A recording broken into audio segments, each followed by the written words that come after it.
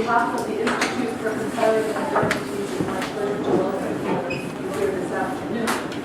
Before introducing our distinguished speaker today, Françoise Vergès, I'd like to draw your attention to tomorrow's event. This will be a film showing and ground table of the film Marches Condé d'une voix singulière, Marches Condé d'une singular voice.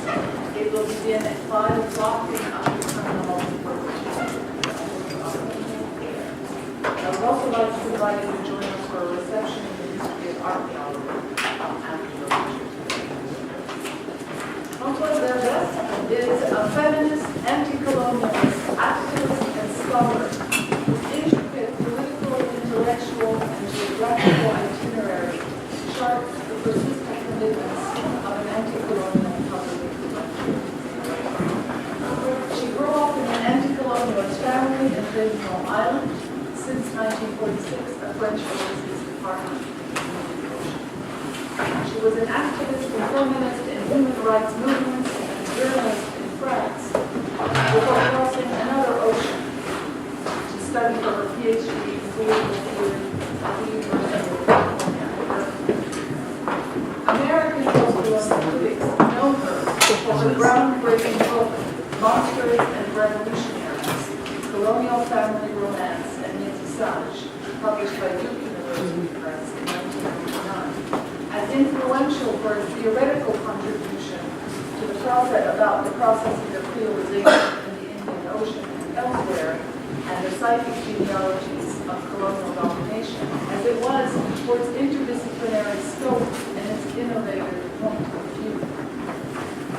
Her extensive work on colonial psychiatry, and especially the probing analyses and contextualizations of the work of Frantz Fanon, remain indispensable references in the field. I would mention many other publications, her extraordinary 1997 essay entitled Creole Skin, Black Man, Fanon, and Disavowal, published in Critical Inquiry. But distinguished as her academic work has been, it can hardly suffice to characterize her contribution, because more energetically than most, Françoise Vergès has consistently crossed or simply ignored the boundaries between academic and popular writing.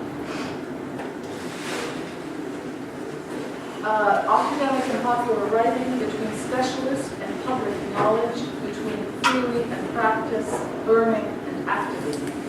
Over the 12 books she has authored or co-authored, and the more than 60 articles and book chapters that my rough and hurried count, Françoise Vergès has explored the history of colonial slavery and its repercussions in multiple facets of life, as well as pharmacology. The most recent of her works are aimed at educating the general audience in the context of the contemporary politics of memory, particularly in France. French audiences, and these would include not just intellectuals, writers, and artists, but presidents, ministers, and thousands of regular people, no doubt know Françoise Vergès best for her militant and creative approach to the work she has done as the president of the Committee for the History and Memory of Slavery from 2004 to 2012. In this capacity, she initiated a wide range of discussions, projects, and innovative forms of exhibition and commemoration.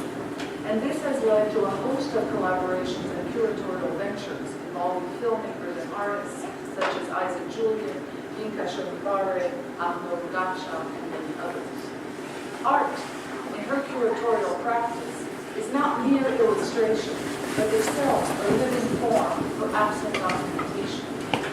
It is beyond my expertise to speak about the important reception of her work in Réunion itself, though I hope that her many years of work for the Maison des Civilisations et des Humanités Réunionnaises, with all its controversies, will find surprising and entertaining creative manifestation. The title of her lecture today is A Mutilated Cartography. Please join me in welcoming Françoise Vergès.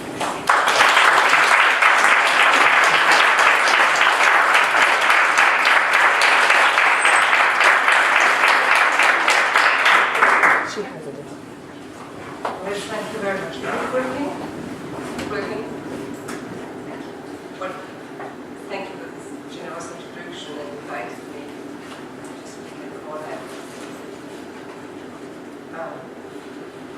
Mutilated Cartography. Anniversaries may be more or less opportunistic. However, they may also offer a pretext less to commemorate genealogies of affiliation than to look for renewed form affiliation and engage critically with author and thinker. This year, we are celebrating the anniversary of the 1713 Treaty of Utrecht, the birth of Aimé Césaire in 1930, the assassination of Cartography in 1973, the death of the boy in 1963 in France and Washington, and the 1983 March for Equality in France. It is within the search for renewed affiliation and critical engagement that I will use this element as a background today.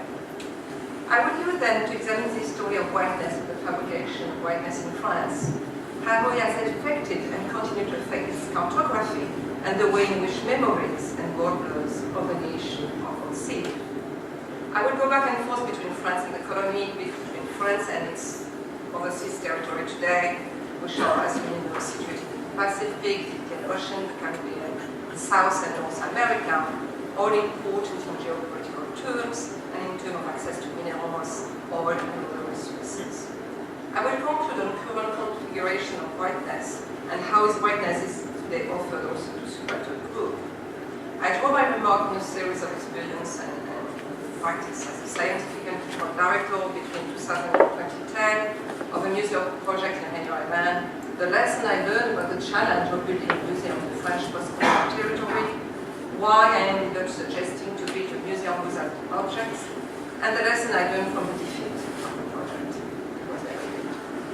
My work with Committee for the Memory and History of Slavery, my research on the Indian world, my participation in different commissions set up after the 2009 social movement, the system movement, and my work with artists in Europe, and my research on colonial slavery, new form of enslavement, and new form of colonization. My goal in deconstructing the fabrication of whiteness is to also revive the root of solidarity against capitalism and race supremacy. In the current era of renewed attack on the victory of progressive movements and of new form of colonization, I think it's important to show our consent to anti-black racism, slavery and colonialism is fabricated, how we are still living within its legacy, but a new legacy that is mixed with new strategy. Cabral, Du Bois and Césaire all wrote about the destructive power of European colonization, its capacity to erase vernacular culture and society, its indifference to suffering and sorrows, its belief in the superiority of its civilization, and its creation of the North-South axis based on asymmetry and inequality. European colonization was, I quote, desolation and murder in the largest sense, the invasion of family life, the ruthless destruction of every social barrier, the shattering of very tribal love, the introduction of criminal practices which destroyed the cheek of the people dumb as they are. In a word, a veritable avalanche of filth and immorality. This is not your own God man, this is not aberration or insanity, this is Europe. It is the real soul of white culture. This was Du Bois' right. Colonization was, I quote, neither evangelization nor philanthropic enterprise, nor a desire to push back the frontier of ignorance, disease, and tyranny, nor a project undertaken for the greater glory of God, nor an attempt to extend the rule of law. This was Césaire writing. Colonization was, I quote, the violent conservation of the process of development of the national productive forces. This was Cabral writing. It was for the history of blood and murder, exile and loss, death and torture, total force, and disproportionate violence. Sure. To Césaire, Cabral, and Du Bois, European colonization contained no redeeming values. Colonies, they say, were not signs of exchange, and when this occurred, it was always against colonial order. And I just want to say a word on the notion of exchange, which is quite useful today when we talk about the colonial space, myself included. And of course, once you put human beings in different culture into contact, exchange occurs. But I think, I want to be more careful when I use the term, use the term exchange when we talk about European colonized, when we want colonized all the world. Because first, by saying just exchange, we tend to erase the fact that the already existed exchange in the country in which they arrived. The Indian Ocean, for instance, being important to have middle exchanges between Africa and Asia. And second, between the often existed exchange between Europe and this world prior to the conquest. For instance, if you speak about France and Algeria had exchange of contact long before 1830. So, but this, just a parenthesis. Rather, colonies had been placed where to first exercise great sadism, cruelty, and gratuitous violence. Du Bois said, colony, we call them, this place where niggers are cheap and the purse is rich. They are this outland where like a swarm of hungry locust white masters is settled to be served as kings. With the lash of like red girls and wives, who has richer places and salmon on the wooden string. The Swiss thinker argues that race should be disposed of. He had been a poison contaminating the colonial empire of Western democracy. As Césaire warned, we must study how colonization works to decivilize the colonizer, to brutalize him in the true sense of the word, to degrade him, to awaken him to birth instinct, to violence, race hatred, and moral relativism. A poison, he said, had been instilled into the vein of Europe, and slowly but surely the continent proceeded toward savagery. To this element of critique of colonialism, I would like to highlight to mention that neither Cameron Césaire or Du Bois really touched upon. It was a promoter idea of limitless growth and of man's capacity to master all living organisms that became his civilization. And it's an idea rooted in the 18th century practical theory also, and which was in fact following adopted by the colonial movement and which has become the policy of post-colonial state everywhere, translated as development. Growth, consumerism, and a utilitarian approach to all living organisms have become the central element of national economy. And in the French post-colony, which have undergone in the last 60 years of deviation, this ideology is translated to the vocabulary of catching up with the metropolitan. Constructed as a desirable but impossible objective, it keeps local population in a state of frustration and resentment. And that transformation from citizen to customer of French imported goods has reinforced the independence. European colonization also went with a deep transformation of the environment. It was a history of devastation of the environment on an unprecedented scale. This is not to say that before the arrival of European country of the South, there had been no project which had required forced labor, deeply affected the environment, led to famine, migration, or desertification. Certainly not, all the world heritage is in the base of the movement built on forced labor. But European colonization was a turning point in the race. It was signed to European discovery of technology and weaponry. And transformation of environment started with colonial slavery. And European colonial empire witnessed a greater exchange across continent and ocean of plants, animals, and human beings.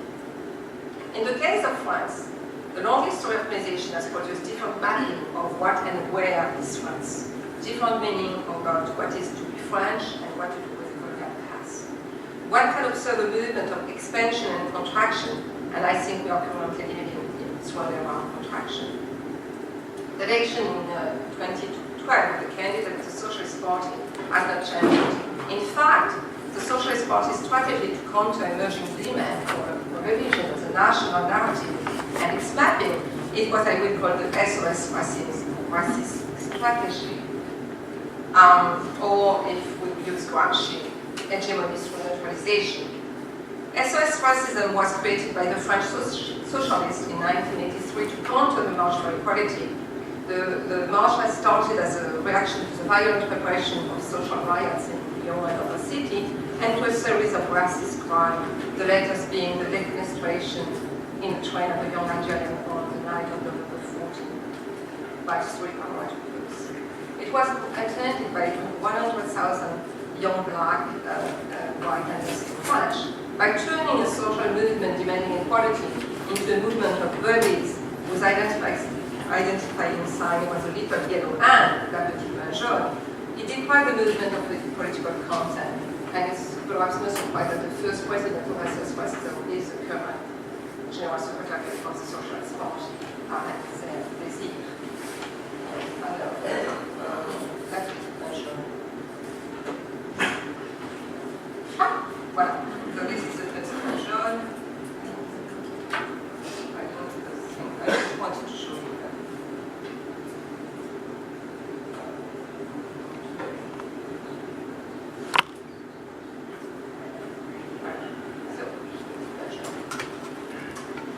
strategy that can be found also in the creation of the association Ni Pute Ni Soumise against the emergence of a certain feminism in popular neighborhood, the manipulation of Islamophobia today, the targeting of young men in the name of women's emancipation. And again, there's a long history of French Republican feminism strongly associated with colonization, being female and French, depending on French value.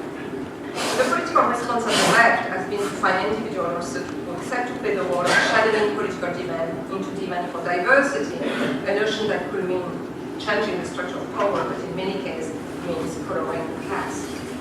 In other terms, the French left is appropriating demand which challenge the existing system of the Republic to satisfy them in a way that neutralizes their radical potential.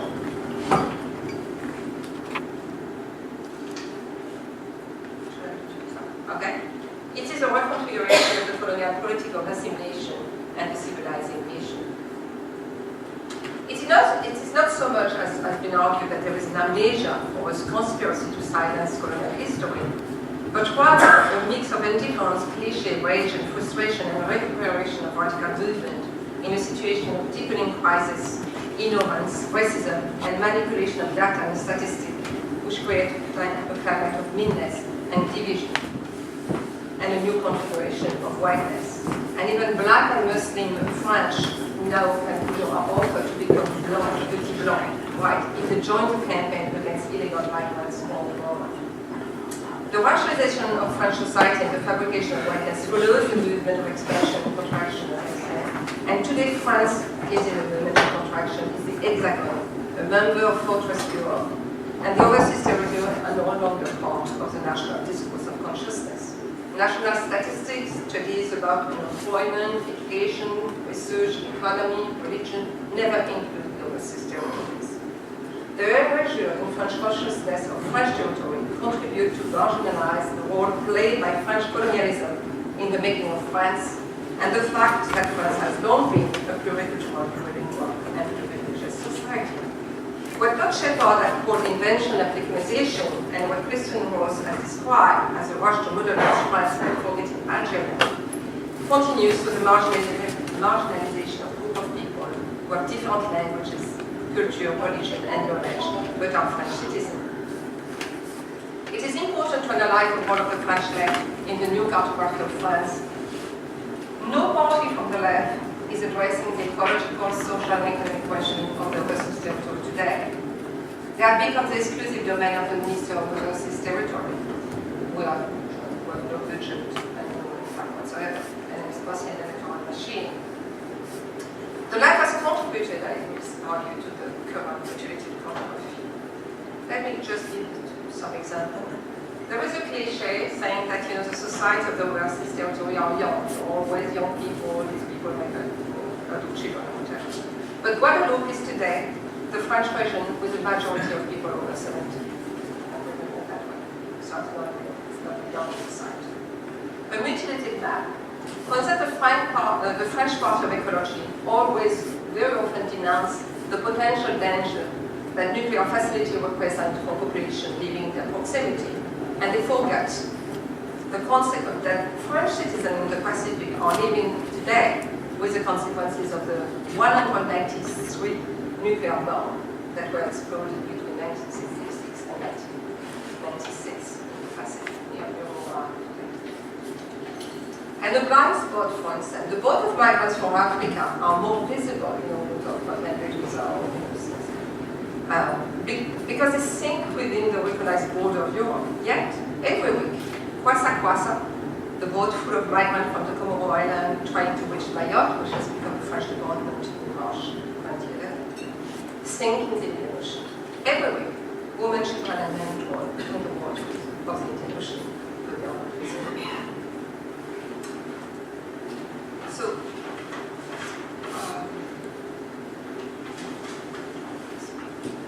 overseas territory either disappear from the French public debate, or when they exist as the land of diversity and queerness to prove the tolerance of the Republic. When they, it's like we do some kind of colonial exhibition. We have, the House of Guadeloupe, the House of Martinique, and French Guiana, and New Caledonia. Look at how the Republic is diverse and let's say and fantastic, you know. And of course, forgetting that if you have clearness, if you are clear, the way the local resistance against the colonial project. The outre-mer, so the verses are usually lumped under one category, and you know, so their difference are ignored. You know, there was absolutely nothing between New Caledonia and Tahiti, totally different than between French Guiana and Martinique, like nothing between Martinique and White Guiana. And also, it's a regional environment which has always been important and continues to be important. The Haitian Revolution at the beginning practically in Martinique and Guadeloupe, the independence of Mauritius for Réunion, the independence of Madagascar, the whole of even the South African protest with impact more than in the Antilles. You have to look at what's happening in the region also to understand what happened in this society. France, and it's very interesting because France is the only state in Europe today which still possesses so many territories around the world. And this raises specific questions. One being the decolonization of French society, the long history of a gender color line, which I will address now. By usual, when I speak about the color line, I go back to colonial slavery. I have been arguing for a while now that we cannot understand the making of France if we do not study the role of colonial slavery.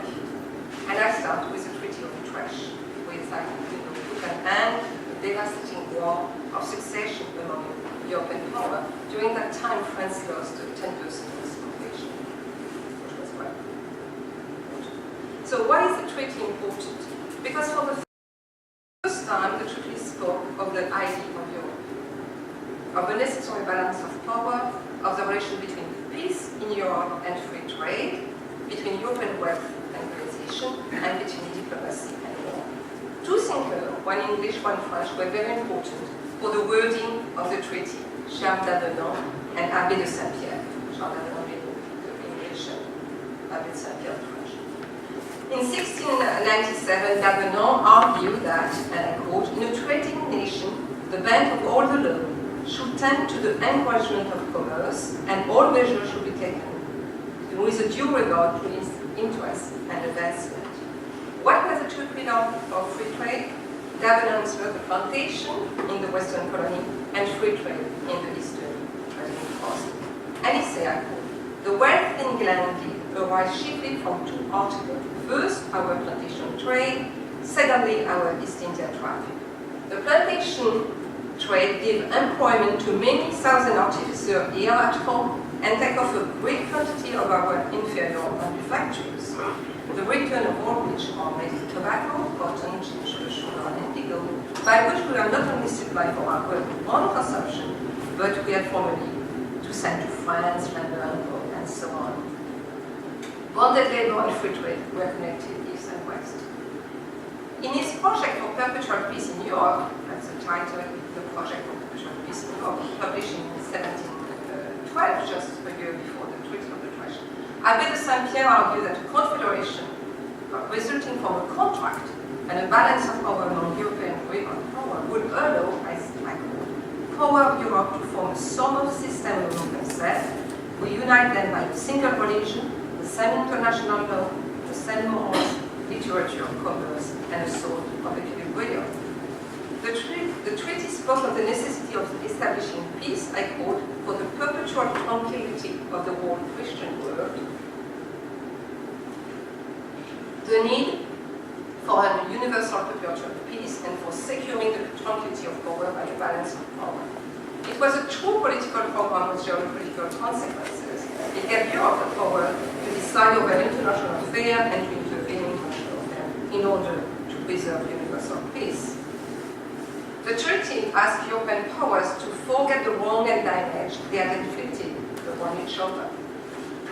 Forgetting crimes at home served two goals: preserving European unity against common external enemies and turning a blind eye to crimes committed outside of Europe by a European power. Europe remained divided, but the fiction of unity was very important to maintain hegemony abroad. And this, I suppose, was because this discovery of disunity among European power was such an important, eye-opening for the colonizers in World War I, World War II, when they arrived in Shattered. The new global order, of 1970, 1913, involved deporting African. There was also things about the pacification of First Nation. I will not go into that, but there is a lot of power in the Treaty of Utrecht was how to deal with First Nation. And working out internal European competition for the larger preserving European global interest. But doing the good for Europe instead of doing wrong to indigenous people in Africa. Of course, the looting of the world, and the mass destruction of native population were already underway in the Americas and other continental islands, for instance, already in 1710 when the Dutch left Mauritius Island, all the forests of Ebony had been wiped out. Standing. In the colony of Cape Town, for instance, the original Khoi population, it was only 10% left, after the Dutch left. And a lot of also city on the east coast of Africa were destroyed, Cape Town, other things, which had been dealing with China and other places from the 13th century on, in gold, silver, and perfume, and Chinese porcelain. So the colonial idea of global commons, which was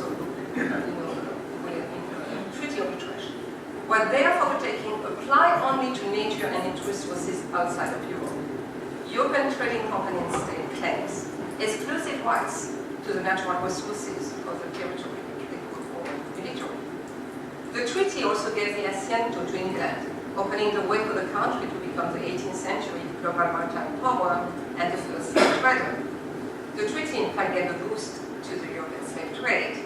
Whereas between 1630 and 1640, 20 to 30,000 Africans were deported every year as slaves to European colony. Between 1740 to 1840, the number increased to 70 to 90,000 per year. During the European century, inaugurated by the Treaty of Utrecht, 60% of the total captive Africans were deported. So again, I want to clarify a point, the connection between, on the one hand, the demand for goods, precious wood, stone, and construction of palaces and fortresses, and on the other hand, necessity to enslave, is not specific to colonial power.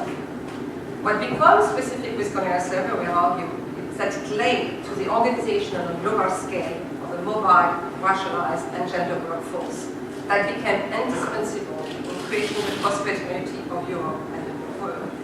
Colonial slavery introduced the idea that wealth rests on the capacity to move the workforce around.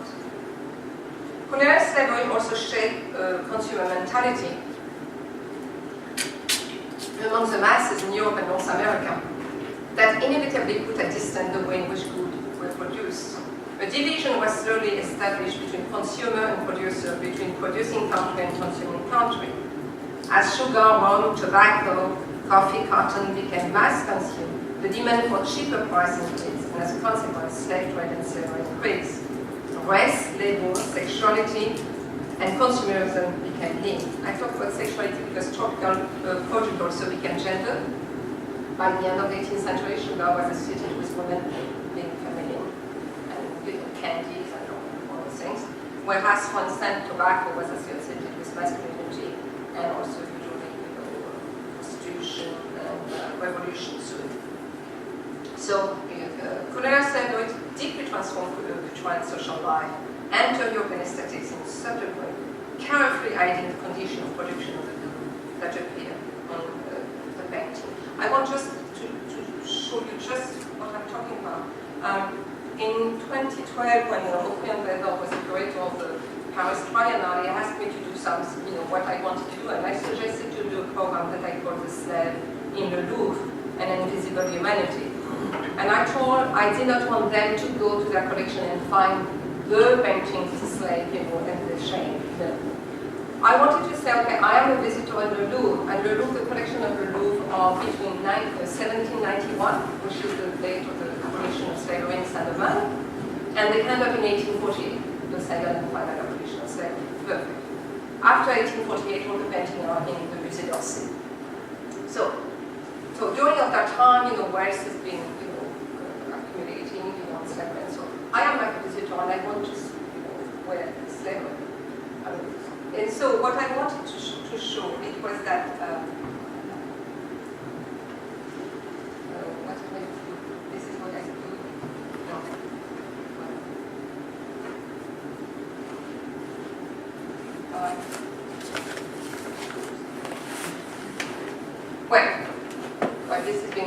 But I wanted to look at the painting when you first appear someone who smoked a pipe, or the first painting when you see a sugar bowl, or a teapot, or a coffee pot, or when you see cotton, you know, so this is the first one of the first paintings in the 17th century when you see smoking. The guy is trying to pick up the pipe there, and it's a ball, and so, you know, the connection between tobacco and prostitution and masculinity at the same time. So this is why, you know, this was a painting I choose to discuss about tobacco, slavery, and the way in which slavery entered European social life and aesthetics, without, of course, showing the condition and the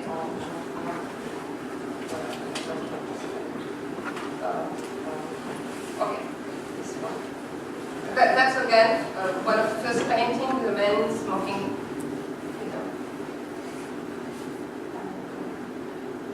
That's one of the first paintings of an aristocrat woman wearing cotton. You know, because before that they don't wear cotton, but wear, you know, whatever, silk or whatever. So this is 17th, 18th century, but I just want, before moving on, show something that happened in 19th century. This is the Declaration of Abolition.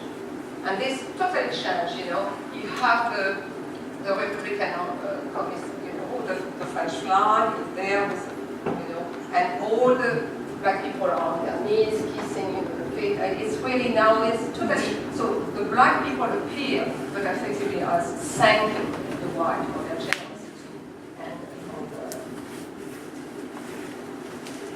okay. So this was just on the question of consumption, production, and the way in which slavery changed.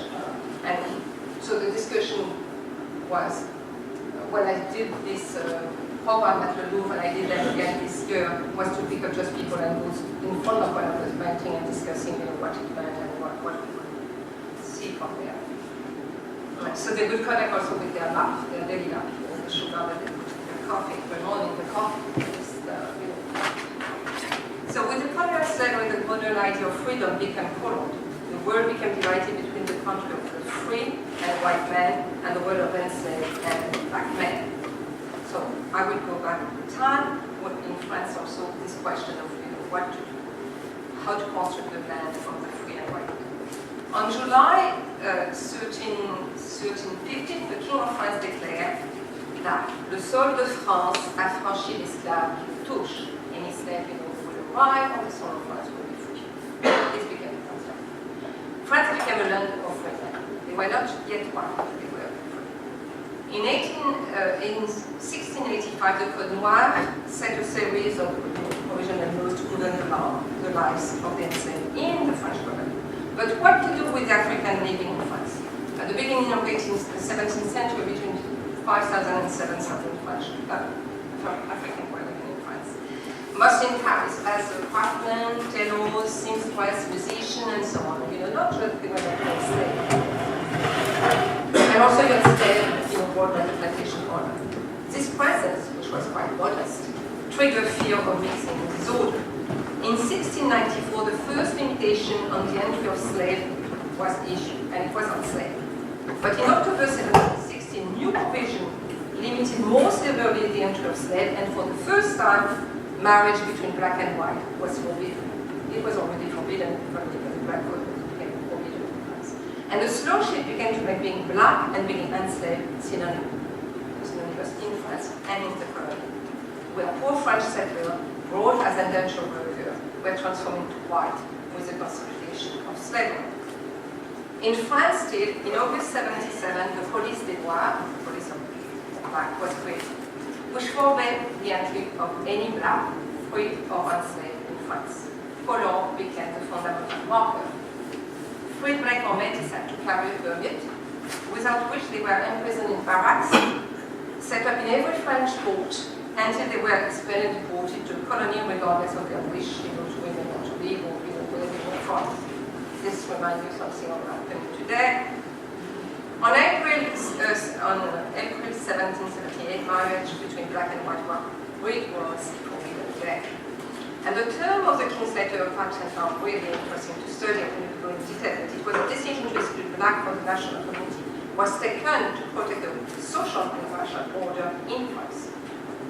The French Revolution abolished this provision, but they were re-established by Napoleon in March 1802 when he established also slavery. French Revolutionists was, as you know, an elitist movement that was never able to mobilize a large progressive movement, and it remained blind to the pressure on global system colonial slavery was created, so it never addressed this provision for the society.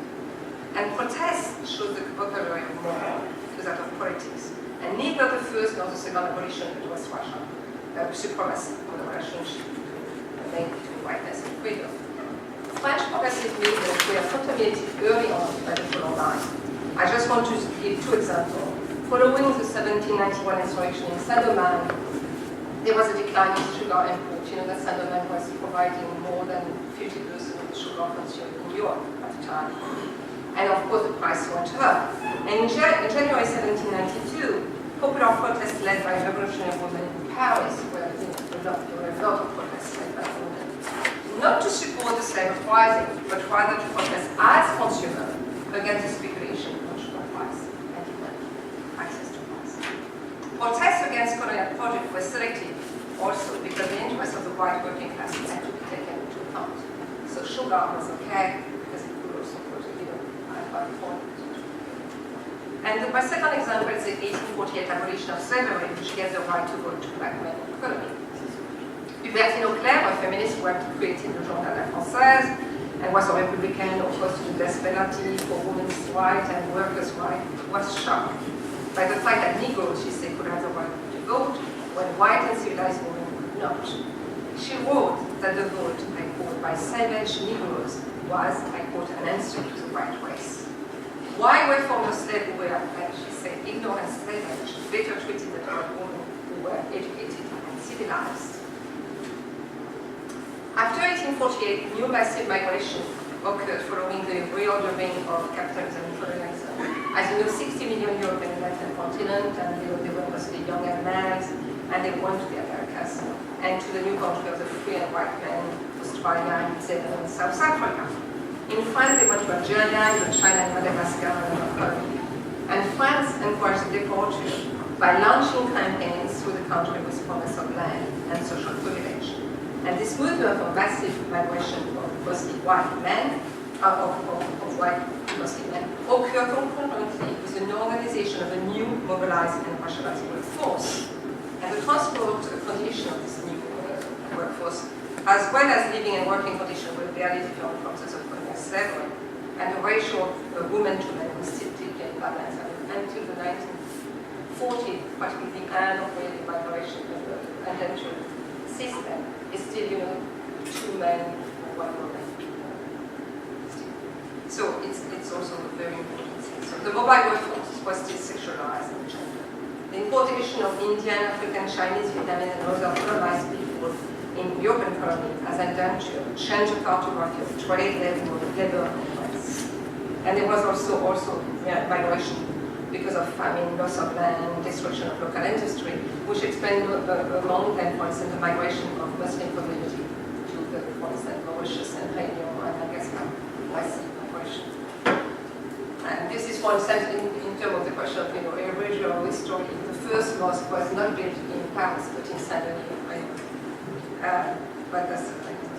So in Réunion Island itself, the importation of Indian labor, which had already started in 1828, became massive after 1848. In less than 40 years, more than 120,000 Indians were imported on the island, along with 30,000 Africans and a similar number of Chinese indentured workers.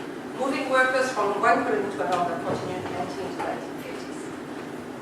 Then, from the 1950s to the 1970s, the independence of Indochina, Madagascar, and African colony in Nigeria led to another movement, the departure of white and their resettlement in post-colonial overseas territory. That was also an important movement, which led to the construction. For instance, in New Caledonia, 20,000 pieds noirs were sent.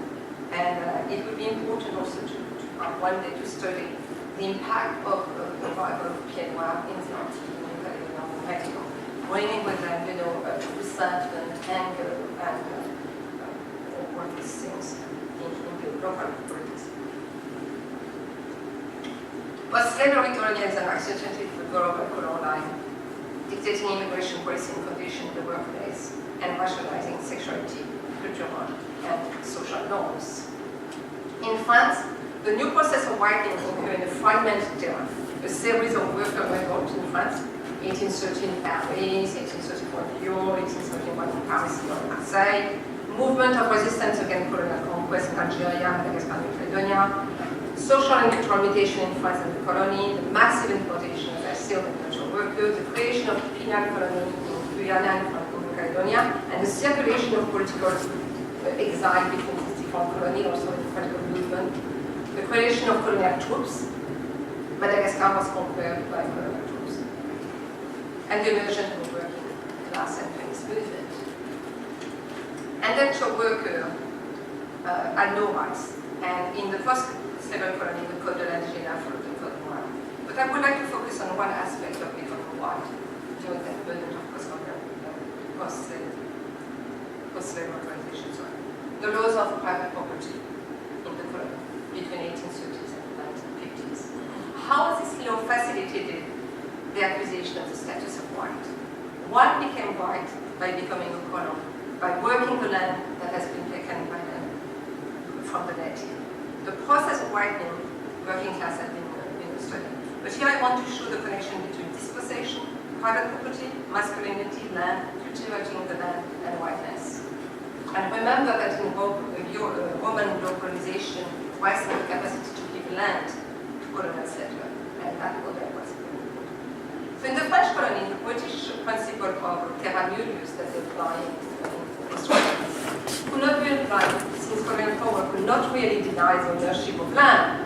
In Madagascar and Algeria, you are doing farms, land, and they were even exporting, wheat and rice in Madagascar and so on. So they could not deny that. So how to do, how to go through the dispensation? They use the notion, a very important notion in French law, the domain, the notion of domain. It's public versus private property. The notion of domain was created in 1790 to justify the confiscation of the properties owned by the king and the aristocrat and given to the nation, to the people. The castle, the forest that came to the aristocrats, and they became the property of the people, of the French people. So they could be the Louvre, that was a critique. But that notion was central for the formation of the state and the institutionalization of power. It's true that the crossroad between sovereignty, property, public liberty, law, and economy. And that notion, which was, of course, applied to the king and aristocrat, but no more than that in France, was vigorously applied in the colony, and jurists were invited to elaborate laws that would justify spoliation, and whiten private property. I cannot get here in detail in the way in which property was conceptualized in Algeria, Madagascar, and New Caledonia, and China, prior to the colonization of the French, but they were a conception of property. So terror, which was a weapon of the colonial army, went along with spoliation. In Algeria, it started already in 1830, when all the property of the Auditorium was seized by the French army. It was followed by a series of decrees from 1830 to 1959, 3 years before independence, that justified the transfer of property owned by Algeria to French settlers. Seizure of property was a punishment for anything illegal. And even, for instance, fire. Fire, was supposed to be a sign of forthcoming insurrection, so your land was taken. And it was also in 1871, for instance, the confiscation of land was systematically used to punish those who had participated in the Great Insurrection led by El Mokhali, the last big insurrection in Algeria. More than 600,000 hectares were given to people from Alsace-Lorraine, the refugee of the Franco-Prussian War. And that is also important when we look at that, because in France, everything that happened with Germany had an impact on the colonial empire. Every defeat the French went along with some bad thing for the colonized. In Madagascar also, when in 1896 the Queen Madame Jacques, who had resisted the French conquest, was defeated, all the land owned by the Madagascar monarchy became property of the French state. In New Caledonia, the French hoped to erase the presence of the Kanak in the character model of New Zealand and Australia, they wanted to do sex. And a series of revolts, 1858, 1860, 1864, 1878, were brutal French. Each was followed by the imposition of taxes and fine and confiscation of land. Following, for instance, the defeat of the 1878 revolt, which was very important reform, very interesting, all the land owned by the Kanak were participated in the railway essays and given to French later, among them the Communard of 1871. The systematic confiscation of land was a terrible and catastrophic event, Kanak leader Jean Regina would say a century later. It weakened the Kanak structure of independence. The French colonial war really wanted to make New Caledonia a white colony. And as late as 1957, Kanak didn't have the right to vote. And let us think that this is something that belongs to the colonial past. As late as 1972, the Prime Minister of France, Pierre Mesmer, declared, we need to bring in white in New Caledonia if we want to avoid that the territory falls under the power of the Kanak. And this has been a systematic policy since then of bringing migrants to reverse racial population, so the Kanak now are a minority in the land. The benefits were important for the wide psychic, economic, social, and cultural life, and the difficulty to renounce privilege that was linked to racial division, and to boys in turn, for instance, say at one point. But what on earth is whiteness that one should so desire? Any answer? Then, always, somehow, someway, silently, I am given to understand that whiteness is ownership of the earth forever and ever. Amen. So this connection between cultivating the land, masculinity, taming nature, confiscating land, rights, and whiteness had left a deep impact in the French psyche. I will say that Marguerite Duras,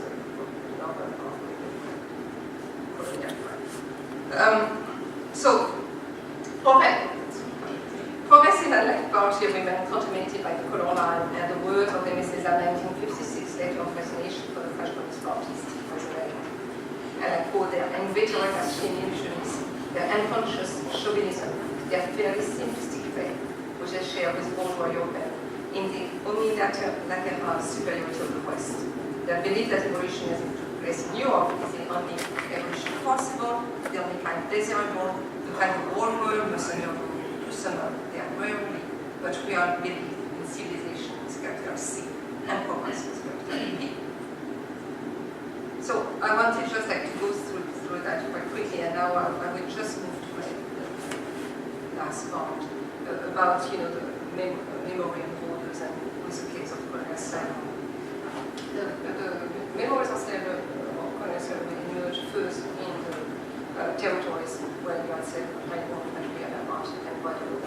In the 1960s, 1970s, it was part of the discourse of decolonization and colonialism, and it was led mostly by Cornell sport, recovering figure, heroic figure of Maroon, sound, music, ritual, on certain Radio Maloya, which was a music ritual, and also in Martin Penwell.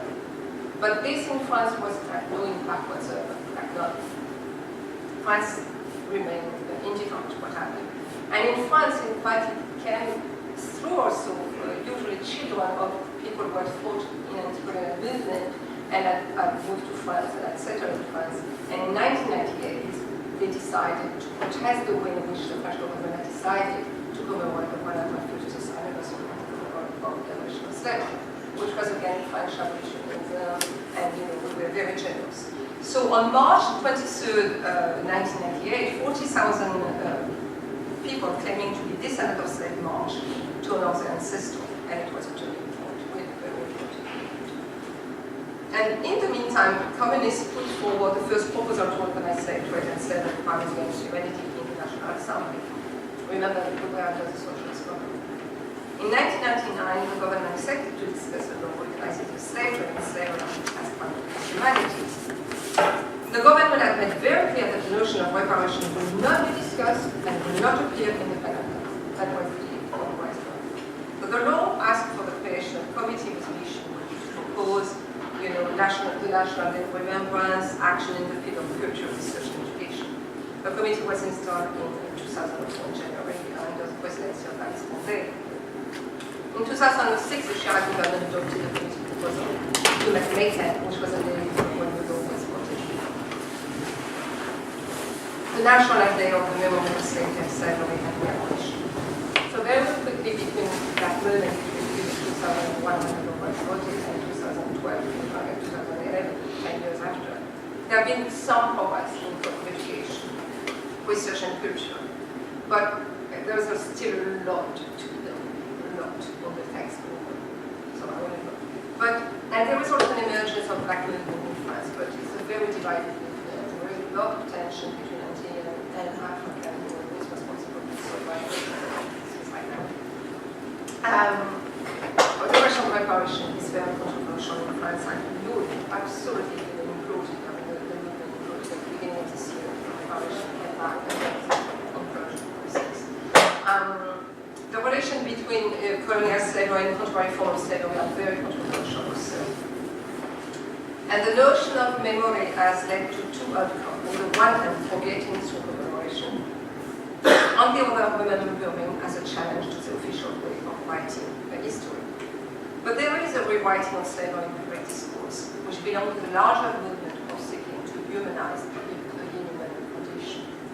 In other words, if the globalization enacted by colonial slavery was contemporary to the theory of universal peace, cosmopolitanism and human rights, how you would explain that it went along with the predatory economy of slavery, except by containing slavery within the discourse of abstract human rights.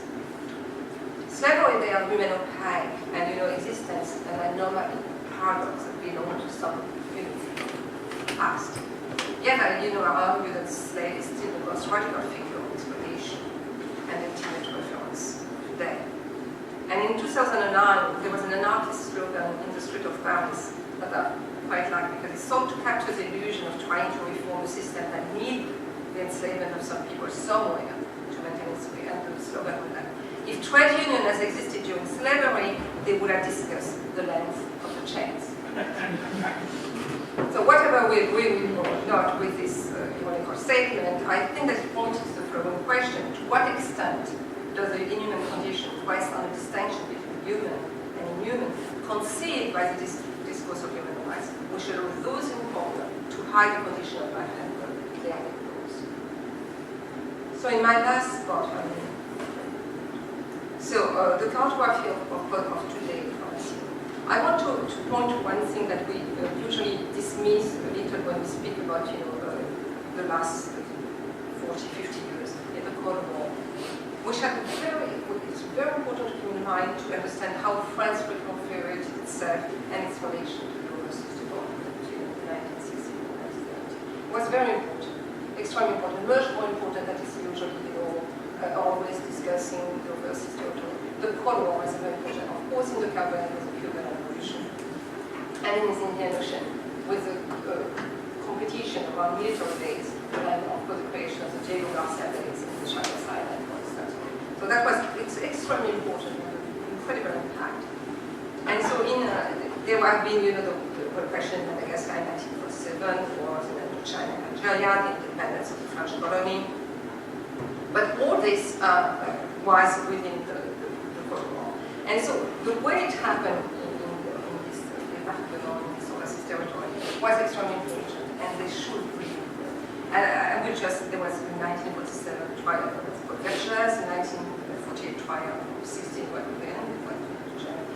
the 1956, a lot of strike of workers at the time, huge strike in Ivory and Martin Network, several universities that did not even have enough time in national rights, because it was destruction of the industry, the sugar industry at the time. Factories were closed, and so that's thousands of workers went on the street. The 1963 ordinance, which deported dozens of civil servants which dared to for the status quo. The May 1967 in Guadeloupe, with dozens of dead people, has remained totally forgotten chapter in history, even though this was because in 1968. The end run of anti-colonial activists, in jail, at the time, the censorship of media, association of non-Christian religion, the repression of vernacular culture and language, was forbidden at school and in the media. And so the connection between France losing its empire and holding on what was left. So it was really, Cold War was a very defining moment. There were no proxy war in this territory, but politics of repression, of weakening local authority,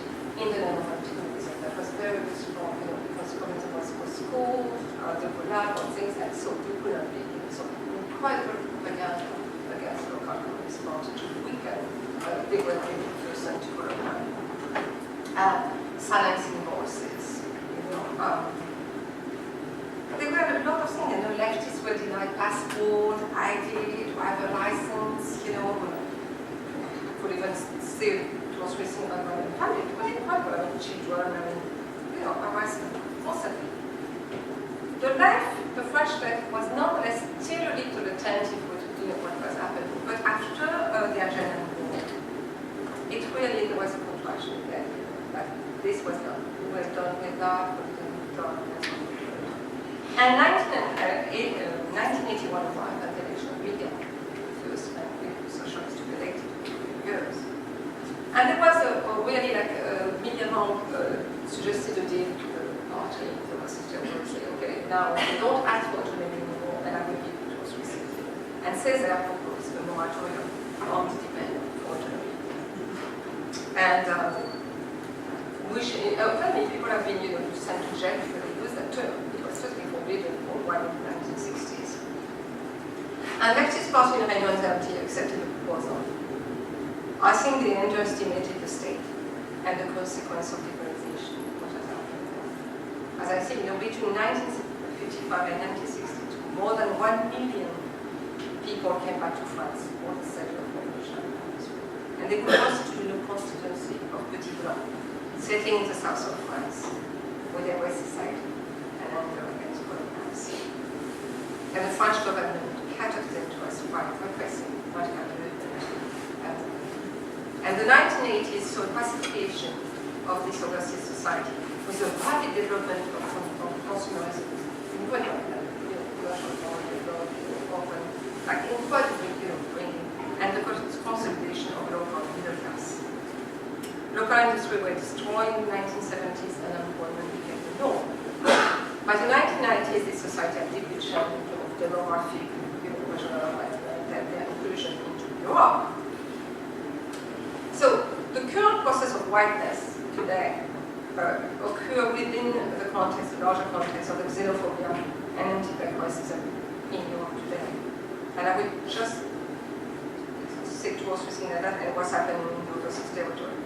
In France itself, in the last month there has been a big rumor from the 93, which is a popular neighborhood in the north of Paris where you have a lot of social violence, a lot of young people living there, not like so young, but descendants of people from North Africa and Sub-Saharan Africa.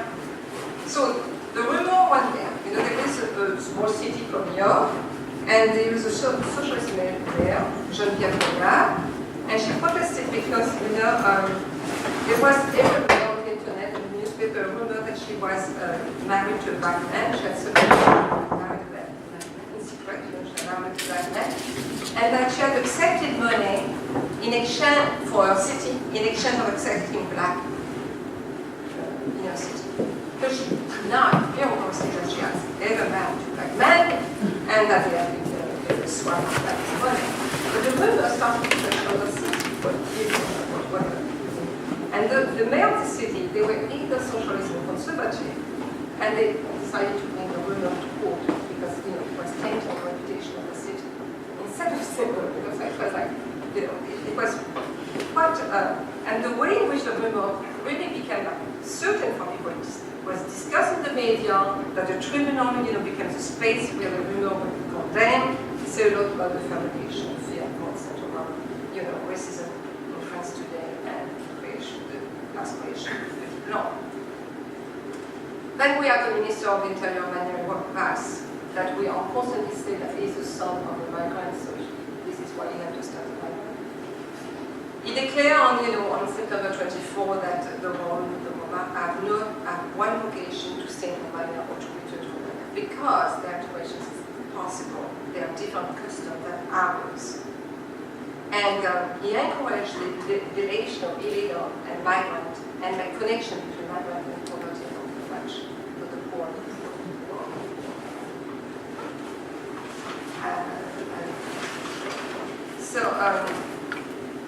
In the post-colonial society, the structural inequality and the lack of any form of development that we going on since the 1970s, remain also, as I said, absent from political discourse or national discourse. We always talk about the unemployment in France. You have 33% unemployment in the Antilles, 42% in Haiti. The Antilles is a platform for the drug trade now. There is a growing illiteracy. 21% of people in Haiti are illiterate. I'm talking about people over 18 years old, 14% in Martinique. In Guadeloupe, there is a vague of people kill each other. It's very, in Réunion, it was really about itself. And there is also a lot of things happening. Also, the whitening of the local middle class is really also very important. They have become white by adopting the mode of living and consuming little power. The civil servants in the overseas department receive higher salaries than the same job, 40% in the Antilles, up to 50% in Réunion. So it's very interesting to go there and become a school teacher because you go to Safari in Kenya, you travel to Australia, and you have a life of people that you do not have a high school teacher in France or elsewhere. So it's very important. And on top of it, they pay less taxes. So they don't have higher salary taxes. And they have a European passport. So they enjoy the privilege of having a European passport. And they can go around in the region all the time, whether they ocean, whatever, as European. And so this is also an important aspect of how it's happening. Then you have other little things like that, like the chlordecone scandal in Guadeloupe, pesticide which was identified dangerous in 1979 and forbidden in the US in 1979 and in Europe in 1980 and was used until 1993 in the Antilles and even again in recent years. And all the studies have shown that the majority of women and babies born in Guadeloupe are affected by chlordecone, like cancer, range with baby. And the fish, the fruit, the vegetable, the water are affected for centuries. You cannot consume at all the water, you cannot consume fruits and vegetables and fish. So everything that is part of the Guadeloupe. And this is not a national scandal. It's not, because the way France is constructing its system, what's happening over there is, something else. So my last thing. So I started with a critical question, this idea of a Christian and what Europe, and examining the way in which Collège slavery contributed to the fabrication of the French as white. I sought to explain how the original colonial history and the presence of anti-black racism has contributed to the mutilated cartography of French history, and how French border expanded and contracted through France. I want to conclude on the side of resistance. There are emergence of association in France and overseas territory around affirmative action, asking for jobs, anti-racism. Anti-Islamophobia, with now consent lawyers meeting together to fight any complaint. Against also racial profiling and taking the state to court. That was the first time we once ago. So it's clear that there is a growing discontent, but it's also clear that the adversary is distributed. They are more determined than ever, and are more than ever determined to keep this. It's a dangerous movement, but full of possibility. But the challenge, I think, cannot remain social or cultural, we have to become political and challenge the ideological roots of doing the development and propose to the root of solidarity. The mutilated cartography of French history is a sign, I think, of the unresolved question of slavery colonialism, with its fabrication of whiteness, contaminating French culture, politics, law, philosophy, and art. But it's also important to analyze the way in which some of the work by anti-colonial thinker is used today to support this ideology. For instance, I'm thinking of Ulysses later in 1956, which is one of the first texts. But now it's being used quite often as a critique of communism, rather than a critique of European life and European communism. And so to save the Socialist Party from that accusation and their own responsibility in colonialism. And it's also advised the history of communism in the overseas territory and all its analyzed through the history of communism in Europe. what was with the book.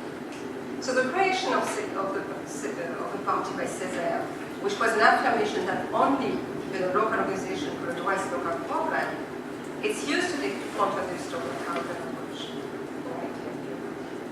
And Césaire is transforming into someone for pacific transformation who would, always say that the Republic is necessary to be saved. But in fact, we are protecting the Republic. It's a state which is corrupt. The decolonization of French society and the ongoing process of decolonization of overseas territory will have to address legacy of slavery, but also engage in a critique of what has been presented as data design, the development based on individualism, and neoliberalism. Its mean ranking by the figure central to European modernity and creation of Europe. There are some means revising what Césaire found on overcome anti-colonial men by inviting a new humanism. And it means to read the critique coming from the French colony on the way in which humanism and what is to be human means, and I hope it's true this tradition.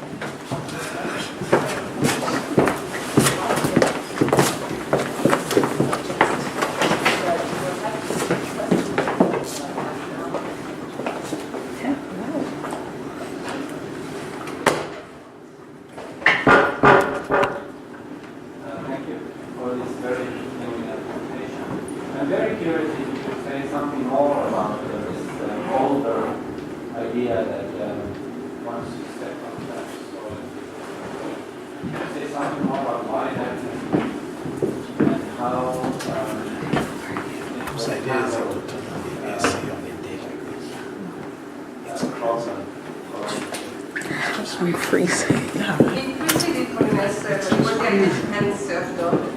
And you have the same principle in England, also, practically at the same time. It's really the movement of Europe moved from serfdom to freedom, or in Europe, and the idea of Europe. So colonial slavery, and then after, if you're free, if you're white in France, what do you do with the black walnut tree? Because of course you have paid, you have enslaved, went to the court and said, well, there was a principle, therefore I'm free. You have to, and to set me free. And 2 or 3 cases, like in England, where they won. There was a case and they get free. So that was one of the things. You have to react to get that. You have to react to that. So you have to call freedom. So freedom and those white in France, I mean, the French were free automatically. White people were automatically free. But for the black, it was another story. So that principle of the 14th century was territorialized in the 17th century with colonial slavery and the slavery. Before that, it was the land of the free, but not yet the land of the free and the poor. It became the land of the free and the poor with colonial slavery. I'm again. Yes, I'm still wondering why it was This was also an idea being discussed a lot in Europe by philosophers already, and by the fact that Europe, the Christian world, you could not have slaves. I mean, you didn't. But that's quite a long. It was a general idea, and it was discussed. It was not really revolutionary in the sense that it was pushed by some kind of democratic movement. It was really, in fact, along with a change in the way of thinking about law and freedom. So you did not have citizenship yet, you did not have rights, for people, but you had the idea of freedom. That you cannot be French and unfree. French means being free, regardless of you don't have the rights, whatever. But it gave to that. As I said, it was the same principle in England. And so that principle became colored with slavery and slavery.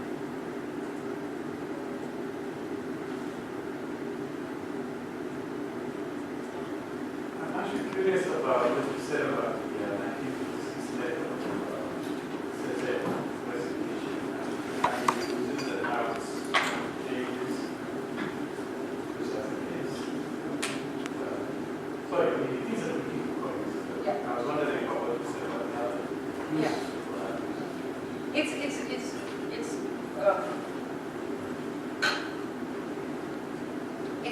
now even, against local communist party, that Césaire saw before everyone, all this being true, but the way it's being used is also to totally marginalize the role of local communist party in anti-colonialism. So the true person becomes Césaire. I mean, this is not about Césaire himself, it's using Césaire to do that. And so in a way, to play against, for instance, so Césaire is used as someone who, or maybe of course, it's like it's like to impose that critique in these places, where in fact, sometimes the local communist party were not necessarily almost whatever. And that is an important book today, very important book, and I think that Césaire as an icon today is part of that move. To raise some more radical movement, even the radicalism of Césaire himself, of course, anyways, but also the other movement. And he raised historicism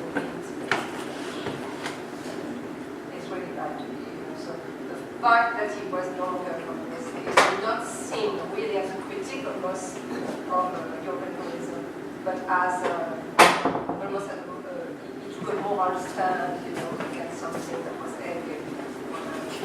So the content of his critique, the fact that the left was racist and something that could be applied to left, is a little push aside, and what is put forward is the idea that he was criticizing communism as totalitarian, not for racism, not for Russian supremacy ideology. You understand? No, and this is the other thing that I want to talk about is that clarification. So assessment,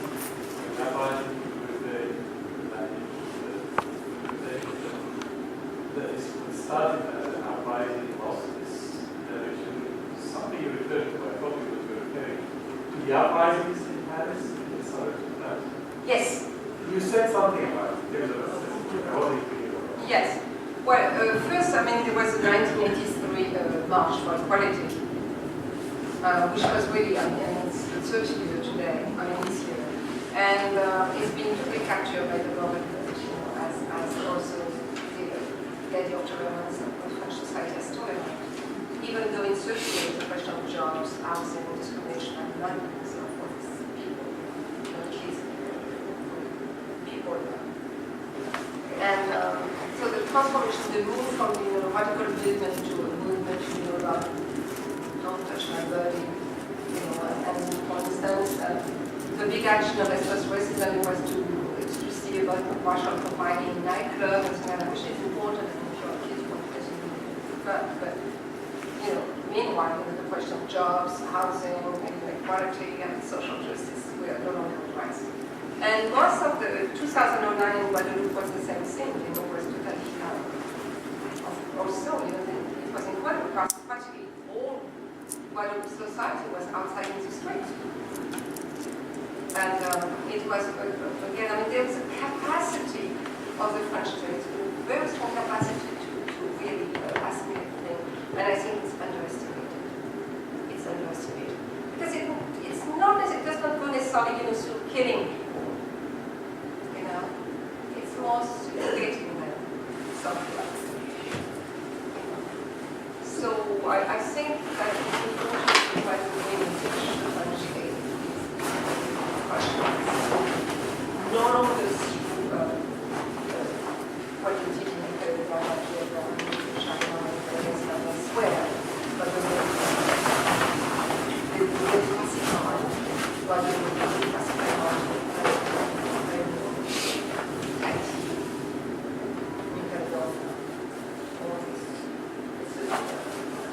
in a way, I would say that when I say that it is a clear proposal from the French consciousness, it's no longer a scandal that you have this highway for and so on. It's almost like a reservation. And it doesn't matter because as long as the state can still benefit from, I don't know, in Guyana or in the Nickel, in Caledonia, or the fact that it makes France the second maritime power in the world. source revenue. That's it. They're no longer interested in the story. It's no longer, interested in taking that power. It's a new thing. It's very interesting. A new form of it. And with the complexity of local communities. So I do think also sometimes, we spend too much to say France, and this as colony has is the same situation than before, by our situation. Locally, you really do have conservative forces. Very much so.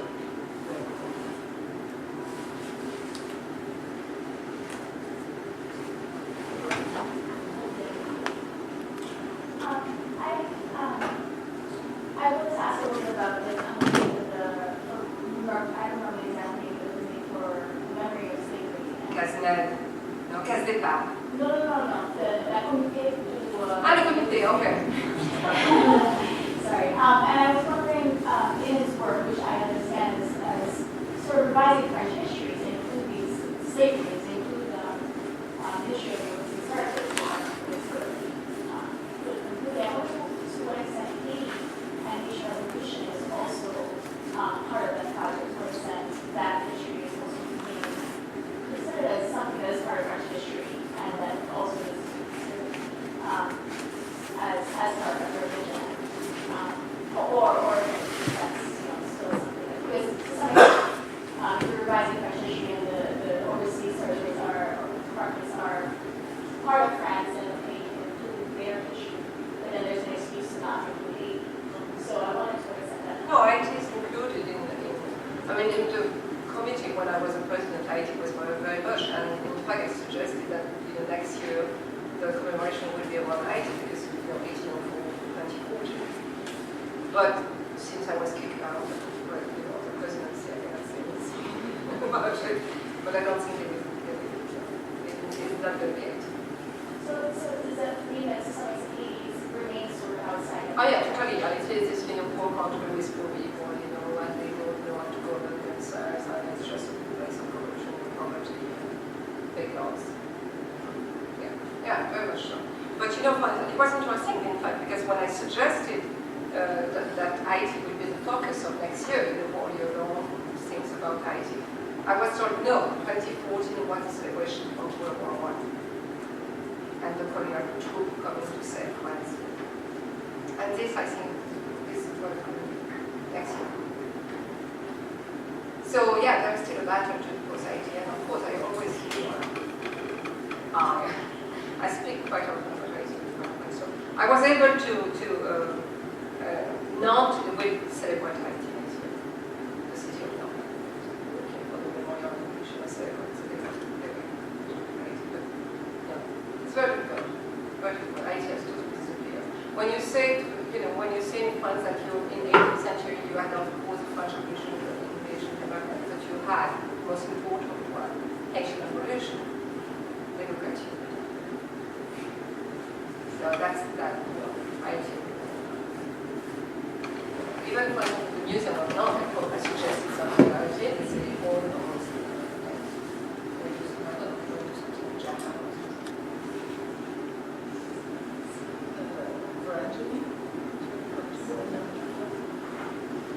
I just wanted to actually follow up on a question about Haiti, because so richly and gave such a complex picture of the French and Vikings constitution, which is outside territories, right? So, and then sort of brought in the idea of how the Hebrew the relational aspect. And I think what comes out of the distinction between Haiti and the other overseas territories sort of problematizes that sort of racial dichotomy, because it shows the non-human classification is also a very troubled of heterogeneous one whole, and I was just wondering how would that really well, IT is a very, the IT of course came back also with a debate about reparation, IT as key, so there is a lot of things going on in IT, but it's very at first, a lot of, even among the French,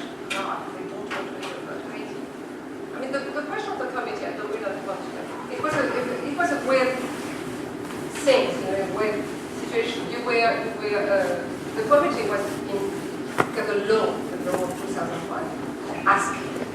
So you were committed nonetheless with the government, working with the government, and you were making proposals. So if you had really the determination, you could fight and do something like that. But in fact, we can transform. I think they're going to transform it also into one of the what is the strategy now. And I did not get into everything, but in Guadeloupe and in Guadeloupe, particularly Asian now, very much discriminated against. There was a huge xenophobia against Asian in Guadeloupe. This is what I mean also that we have to get into what's happening in this society in terms of the tension and what's happening. In Réunion, it's again the people from the Comore Island, so sort of Islamophobia. So it depends on the region, on the context. But you have transformation in the society. And Haiti, a lot of people from the Antilles don't want to be about Haiti. There's going to be a struggle. There's going to be a struggle for them to be about Haiti. The intellectual, yes, but not. I was in Guadeloupe this year and tried to talk about Haiti. They told me that Haiti are the people who come to university and work jobs.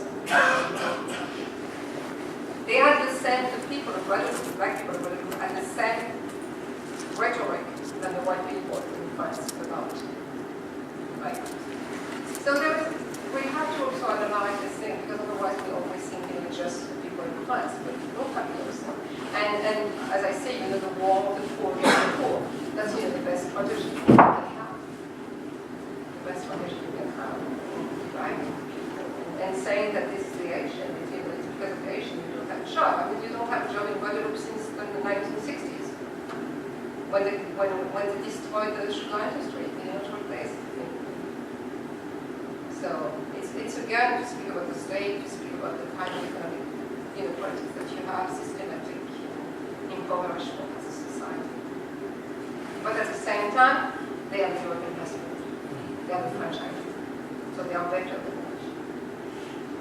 It's a way of white rules, but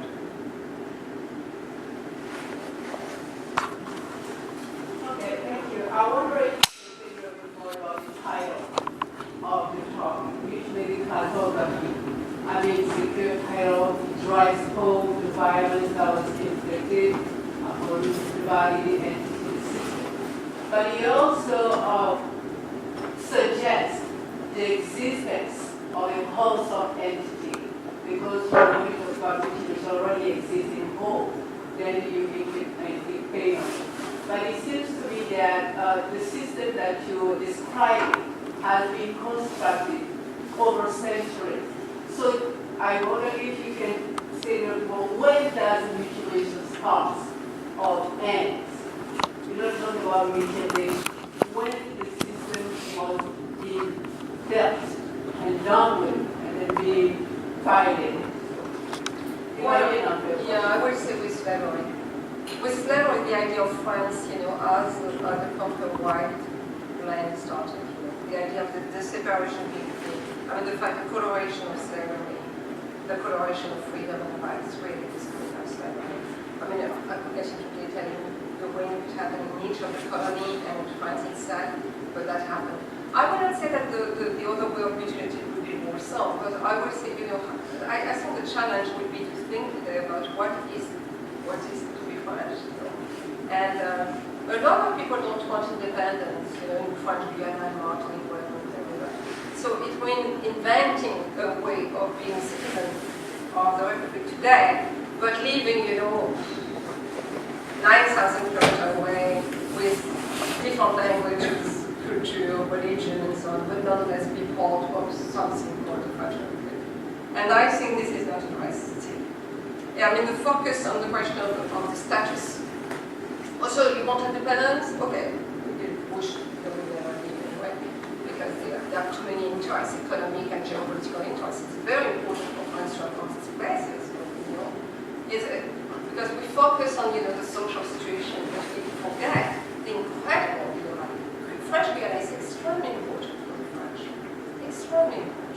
They are starting to, for instance, exploit the forest, that they are not going to know.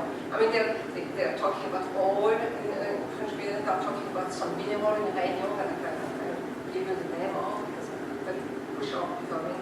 So So the development of technology and the need for new mineral, the need for new form of colonization is really much so required. And as I say, we should also always look at them in their environment. Guyana cannot be separated from Suriname and Brazil. And what we look at Martinique, what's happening in Ghana, and Réunion and Mayotte cannot be separated with what happening in Madagascar, South Africa, and India, within the ocean. And the incredible emergence of the Indian Ocean, again, because it will be India, South Africa, and China, being very much there. And the new route of the new geopolitical route, the new form of colonization, that, the privatization of land, incredible, it's a new situation that we are, that we need to rethink what are the new form of colonization, and so what will be the new politics of decolonization. I mean, we are near Madagascar and Réunion. In Madagascar, I mean, I know the Korean and the Korean, Japanese, and the Australian are buying huge amount of land. So this is happening around. We cannot just say, oh, this is not happening in one place. It has to be also, it cannot be just local. It's going to be just, and the relation of the overseas territory with France, which has occupied so much of our mind, has to be also, deconstructed. We have to look also like that. We have to stop. And to rebuild solidarity. I mean, Césaire, I will come back to Césaire, but Césaire thought about the federation of the Caribbean. That's the whole idea, not just Césaire, but people in Jamaica and a lot, the whole idea of how to construct a regional institution that would be, that could fight against America, that could contain the former slave, and also the idea of the combination of intelligence, But so things have to be not just in control to begin. And we have models, the Berlin Conference, we have a tradition that we can find out to repeat.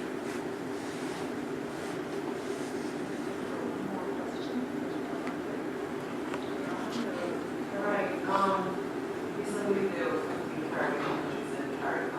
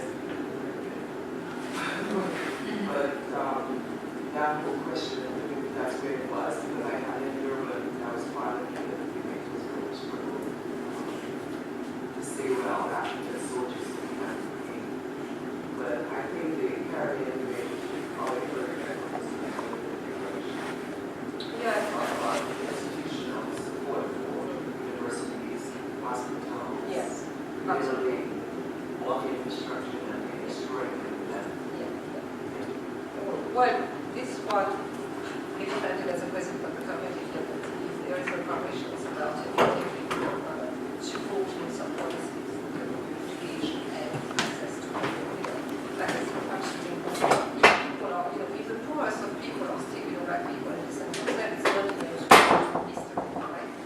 So, but it's a very controversial question. You cannot people fight. There was a petition at the beginning of the year asking for a debate on the declaration. I signed the petition. Oh my God, what have you done? And I was still the president of that. I mean, even the debate. So I said, we have to start it. We have to talk about it. We have to talk what it means. I'm not saying that the family of Jean-Baptiste has to pay to the family of Mamadou. This is ridiculous. We are not that stupid. But not even to get into the way in which it can be changed. For example, when I speak in French, I say to people, think about the coffee you drink every morning with sugar in your coffee. Bring home what it meant. It's not some kind of abstract things, you know. It's your life every day, which is not. And so, but it's I mean, the Republican ideology is so strong. The Republic doesn't have to pick.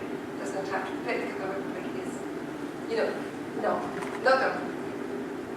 So as long, for instance, you know, when I wrote this book of La République coloniale, the colonial republic, to this day, I talk about this idea. There was a book even in last August by an historian, a French historian called the Empire. So I'm reading it, the introduction, you know, and suddenly I see, and the guy puts me because I dare to say that the Republic was colonial. And the Republic was never colonial. And he said that there was never an ideology that the real propaganda of the or, you know, mass movement. The question I answered, if you send a French person to an interview and the guy arrives and he has land and everything and so on, of course he becomes, you know, a colonialist.